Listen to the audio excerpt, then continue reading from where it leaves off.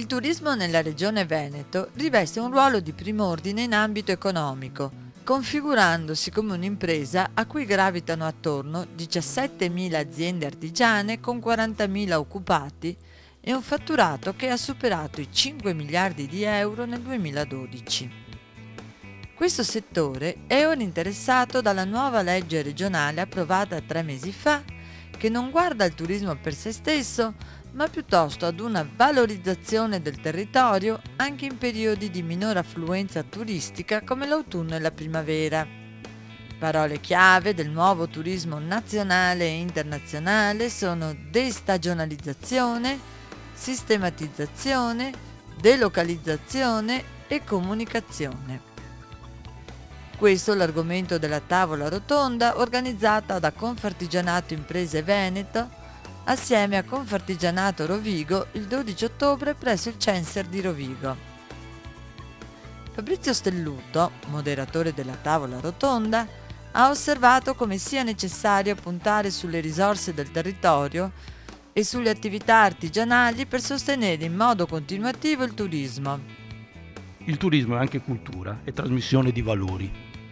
Mi metto al servizio suo perché gli offro solamente la maniera migliore di poter arrivare a quella che è la mia cultura? O adeguo la mia cultura, la mia tradizione, il mio modo di essere alle esigenze del turista del 2014? Paolo Rosso, dirigente regionale turismo della Regione Veneto, ha evidenziato l'importanza dei percorsi enogastronomici e della promozione di feste e ricorrenze. Ma l'enogastronomia è un elemento trainante e fondamentale. Il buon vivere, il buon mangiare, il mangiare sano, il mangiare genuino sono elementi fondamentali. Noi oggi stimiamo che ci siano, almeno le stime dicono appunto di 7 milioni e mezzo, circa 8 milioni di turisti che si muovono per eventi in qualche modo legati all'enogastronomia.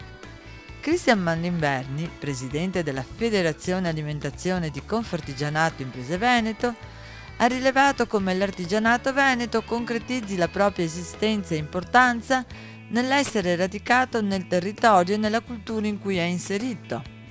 Questa realtà, unita alle risorse delle nuove tecnologie, ha dato vita a Discovering Artigianato, un portale che ha lo scopo di far entrare l'artigianato nel contesto turistico da protagonista per dare visibilità alle imprese. Presto online il portale offrirà la possibilità agli artigiani di valorizzare e vendere i propri prodotti ad una platea internazionale con una modalità esclusiva.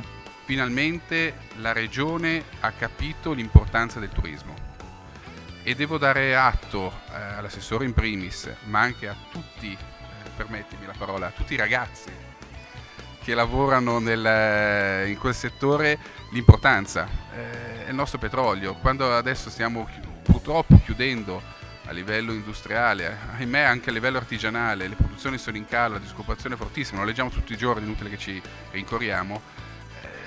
Il turismo è un aspetto eccezionale, è una risorsa indiscutibile. Per quanto riguarda Confartigianato, proprio per questo stiamo sviluppando, ormai si parla di pochissimo, il nostro portale proprio a livello turistico, l'abbiamo presentato all'assessore a giugno e questo va proprio di conseguenza a quello che abbiamo detto fino adesso.